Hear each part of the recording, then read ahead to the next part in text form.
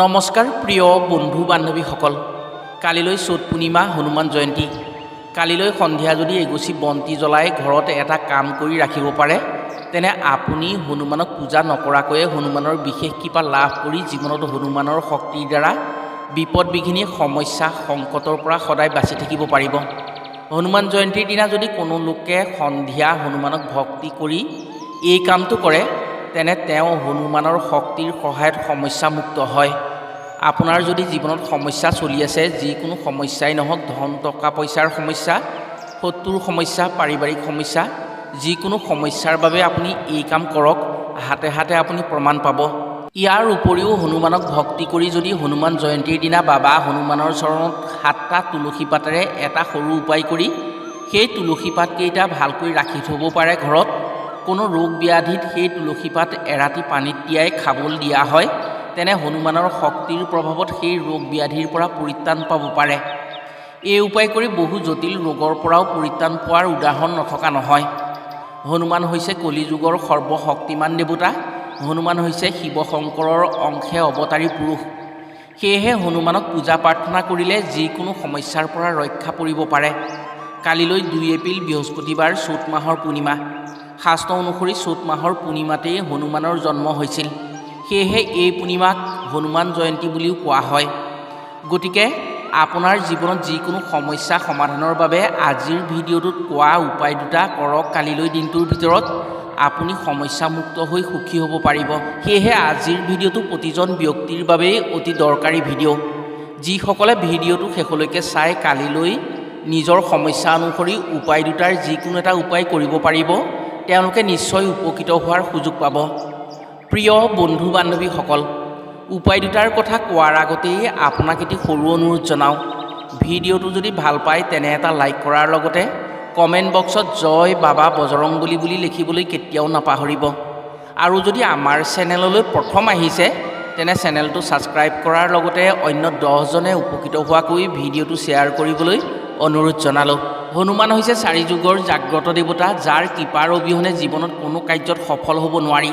তেওঁ কৃপা থাকিলে আকস্মিক বিপদ বিঘিনিয়ে কেতিয়াও ক্ষতি কৰিব নোৱাৰে। যিকোনো প্ৰকাৰে বিপদৰ পৰা ৰক্ষা পৰিব পাৰি। কালিলৈ 2 এপ্ৰিল বৃহস্পতিবাৰ, কালিলৈ চ'ত মাহৰ পূৰ্ণিমা। এই পূৰ্ণিমাতেই হনুমানৰ জন্ম হৈছিল। সেয়েহে এই পূৰ্ণিমাত হনুমান জয়ন্তী পতা হয়। এই দিনটোত বাবা হনুমান ভক্তৰ প্ৰতি খুব সোনকালে সন্তোষিত হয় আৰু এই দিনটোত বাবা হনুমানৰ পৰম কৃপাত বহু মানুহৰ ভাগ্য মুকলি হয়। আপুনি যদি আপোনাৰ জীৱনৰ পৰা সকলো সমস্যা দূৰ কৰি আপোনাৰ ভাগ্য উদয় হোৱাটো বিচাৰে, তেনে কালিলৈ আমি আজিৰ ভিডিঅ'ত কোৱাৰ দৰে উপায় দুটা কৰক। আপোনাৰ ভাগ্য মুকলি হ'ব। আপোনাৰ সকলো সমস্যাৰ পৰা আপুনি মুক্তি পাব। প্ৰিয় বন্ধু বান্ধৱীসকল, প্ৰথমে জানো আহক এগছি বন্তি জ্বলাই হনুমান জয়ন্তীৰ দিনা হনুমানৰ চৰণত কি কাম কৰিব পাৰিলে মনে ভবা সকলো কথা সম্ভৱ হয় আৰু মনে ভবা কথাসমূহ সঁচালৈ পৰিৱৰ্তন হয়। এই উপায় অতি চমৎকাৰী উপায় আৰু অতি ক্ষমতাশালী উপায়। উপায়টোৰ কথা কোৱাৰ আগতেই আপোনাক এটি সৰু অনুৰোধ জনাওঁ। ভুলতো এই উপায় অৱমাননা নকৰিব। যদি আপুনি উপায়টো নকৰিব পাৰে, কিন্তু এই উপায় অৱমাননা নকৰিব, কাৰণ হনুমান হৈছে কলিযুগৰ জাগ্ৰত দেৱতা। যদি আপুনি উপায়টো নকৰাকৈ অৱমাননা কৰে, তেনে হনুমানৰ দোষত পৰি আপোনাৰ বিপদ বিঘিনি আহিব পাৰে। এই উপায় হনুমান জয়ন্তীৰ দিনা যিজনে কৰে সৎভাৱেৰে, তেওঁ খুব সোনকালেই ফলপ্ৰাপ্তি হ'বলৈ সক্ষম হয়। আপুনি কালিলৈ ৰাতিপুৱাও এই উপায় কৰিব পাৰে বা সন্ধিয়াও কৰিব পাৰে। যিকোনো এটা সময়ত আপুনি উপায়টো কৰিব লাগিব। আপুনি যদি ৰাতিপুৱা উপায়টো কৰাৰ কথা ভাবে, তেনে স্নান কৰি শুদ্ধ বস্ত্ৰ পৰিধান কৰি ল'ব। আৰু সন্ধিয়াও যদি কৰে, তেনে স্নান কৰি শুদ্ধ বস্ত্ৰ পৰিধান কৰি ল'ব। বিশেষকৈ ৰঙা বস্ত্ৰ যদি আপুনি পিন্ধি ল'ব পাৰে, তেনে আপোনাৰ ক্ষেত্ৰত অতি সুফল লাভ কৰিব পাৰিব। উপায়টোৰ বাবে আপোনাক এগছি চতুৰ্ভুজী বন্তি লাগিব। অৰ্থাৎ সাধাৰণতে চাকি বন্তিৰ মুখ এখনেই থাকে, তাতে শলিতা আগবঢ়ায় আৰু সেই বন্তি তেনেকৈয়ে প্ৰজ্বলন কৰে। এইদিনা যিগছি চাকিৰ কথা আমি কৈ আছোঁ, এই চাকিগছিৰ 4খন মুখ হ'ব লাগিব। আপুনি একেগছি চাকিত 4ডাল শলিতা জ্বলাব লাগিব। আপুনি উপায়টো কৰিবলৈ হ'লে আপোনাৰ ঘৰৰ উত্তৰ পূব কোণত আপুনি হনুমানৰ এখন ফটো স্থাপন কৰি ল'ব। তেওঁ চৰণত চাকিগছি প্ৰজ্বলন কৰিব আৰু চাকিগছি জ্বলোৱাৰ সময়ত আপুনি তাত 4টা লং দিব। লংকেইটা দিয়াৰ পিছত আপুনি বন্তিগছিত চাৰিখন মুখত চাৰিডাল শলিতা দিব। শলিতা দিয়াৰ পিছত তাত তেল দিব বা ঘিউ দিব পাৰে। প্ৰতি গছ শলিতাৰ বেলেগ বেলেগ অগ্নি সংযোগ কৰিব, অৰ্থাৎ প্ৰতি গছ শলিতা জ্বলাওঁতে আপুনি জুই শলাৰ একেটা কাঠি ব্যৱহাৰ নকৰিব। চাৰিডাল শলিতাত চাৰিটা জুই শলাৰ কাঠি ব্যৱহাৰ কৰি জ্বলাব। চাকি জ্বলাই হোৱাৰ পাছত আপুনি ৰঙা সূতাৰে গঁঠা এডাল তুলসীৰ মালা তেওঁৰ চৰণত অৰ্পণ কৰি হনুমান চালিচা পাঠ কৰিব। হনুমান চালিচা পাঠ কৰাৰ পাছত জয় শ্ৰীৰাম জয় হনুমান ধ্বনি উচ্চাৰণ কৰি আপুনি আপোনাৰ মনৰ কথা অৰ্থাৎ যি ভাবি উপায়টো কৰিছে সেই আশা ব্যক্ত কৰিব। আপুনি সুহৃদয়েৰে সৎভাৱেৰে আপোনাৰ মনৰ আশা হনুমানক কওক আৰু আপুনি মনৰ ভিতৰতে আপোনাৰ আশা যে সঁচা হয়, হনুমানৰ শক্তিয়ে যে আপোনাৰ আশা সঁচা কৰে, সেই কথা মনতে ভাবিব। যেতিয়া আপুনি জ্বলোৱা চাকি গছিৰ তেল শেষ হ'ব, তেতিয়া আপুনি যি শলিতাত চাৰিটা লং দিছিলে সেই চাৰিটা লং আপুনি লৈ আহিব আৰু আপুনি সেই চাৰিটা লঙৰ এটা লং খাব। বাকী তিনিটা লং আপুনি এটা ৰঙা কাপোৰেৰে টোপোলা কৰি আপোনাৰ ঘৰৰ যিকোনো এটা স্থানত থৈ দিব। যেতিয়া আপুনি যিকোনো কামত যাব বা যিকোনো কামৰ সিদ্ধান্ত ল'ব, আপুনি সেই টোপোলাটো খুলিব, সেই লংকেইটা আপুনি চাব আৰু আপোনাৰ ঘৰৰ পাৰিলে মুখ্য দুৱাৰৰ ওপৰত সেই লংকেইটা বান্ধি থ'ব। এনেকৈ যদি আপুনি সেই লংকেইটা ৰাখিব পাৰে ঘৰত বা আপুনি বিপদ বিঘিনিৰ সময়ত সেই লংকেইটা দৰ্শন কৰিব পাৰে, বাবা হনুমানৰ বিশেষ কৃপা আপোনাৰ ওপৰত পৰিব আৰু আপোনাৰ ওপৰত কৃপা পৰি আপুনি যি বিপদত পৰে সেই বিপদৰ পৰা ৰক্ষা পৰিব পাৰিব। আপুনি বজৰংবলীৰ কৃপাত যি ভাবি উপায়টো কৰিছে সেই আশা পূৰণ হ'বই হ'ব। দ্বিতীয় উপায়টো ৰোগ ব্যাধিৰ বাবে কৰা উপায়। এই উপায় কৰিলে আপোনাৰ ঘৰত বা আপোনাৰ ৰোগ ব্যাধিৰ পৰা পৰিত্ৰাণ পাব পাৰিব। এই উপায় বহু কবিৰাজে বা বন ঔষধ দিয়া লোকে হনুমান জয়ন্তীৰ দিনা কৰি ৰাখে। পাছত বিভিন্ন ৰোগত এই উপায় কৰা তুলসী পাতেৰে বহুতৰ ৰোগ ব্যাধিৰ সমস্যাত ব্যৱহাৰ কৰি ৰোগমুক্ত কৰে। আপুনিও যদি চ'ত মাহৰ পূৰ্ণিমাৰ দিনা বজৰংবলীৰ নাম জপ কৰি তুলসী পাতেৰে কৰা উপায়টো কৰি ৰাখিব পাৰে, তেনে আপোনাৰ বা আপোনাৰ ঘৰৰ সদস্যসকলৰ যিকোনো ৰোগ ব্যাধিত সেই তুলসী পাত ব্যৱহাৰ কৰি ৰোগ নিৰাময় কৰিব পাৰিব।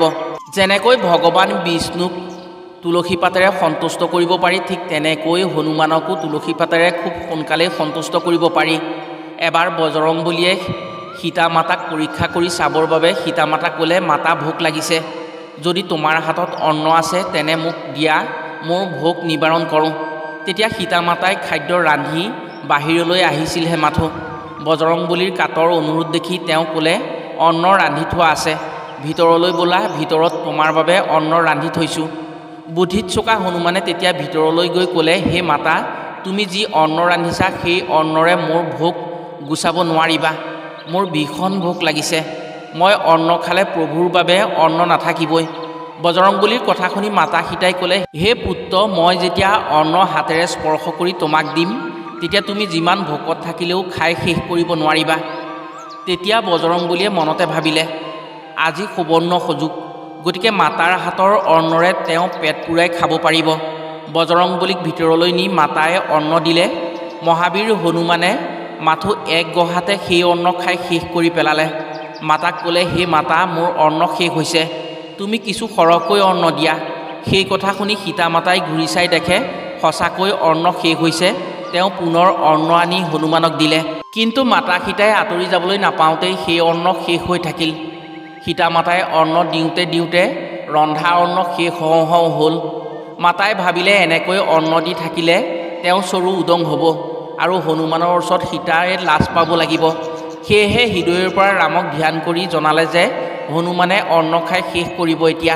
তথাপিও হনুমানৰ পেটৰ ভোক পূৰাব পৰা নাই, তেওঁ চৰু উদং হওঁ হওঁ হৈছে।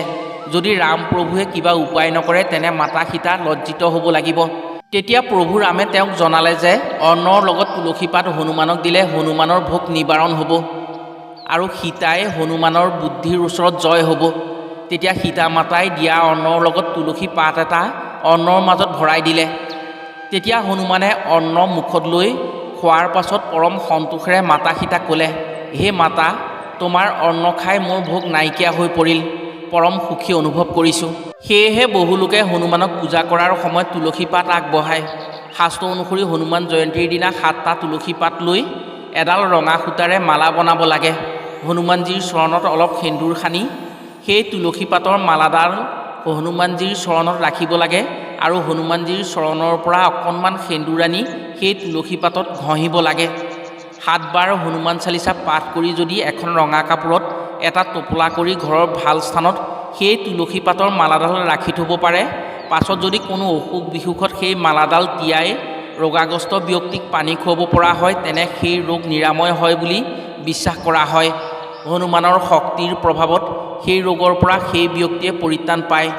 প্ৰিয় বন্ধু বান্ধৱীসকল, আপুনিও যদি কালিলৈ হনুমান জয়ন্তীৰ দিনা এই দুটা উপায় কৰিব পাৰে, তেনে আপোনাৰ ক্ষেত্ৰত যি সমস্যা আছে সেই সমস্যাৰ পৰা মুক্ত হ'ব পাৰে। আশা কৰিছোঁ হনুমান জয়ন্তীৰ দিনা এই উপায় কৰি নিশ্চয় হনুমানৰ কৃপা লাভ কৰি সফল হ'ব পাৰিব। আজিলৈ ভিডিঅ'টো ইমানতে সামৰিছোঁ। পুনৰ এটি ভিডিঅ'ৰ জৰিয়তে লগ পোৱাৰ আশাৰে আজিলৈ আহোঁ। সকলো ভালে থাকক, সুস্থ থাকক। ধন্যবাদ।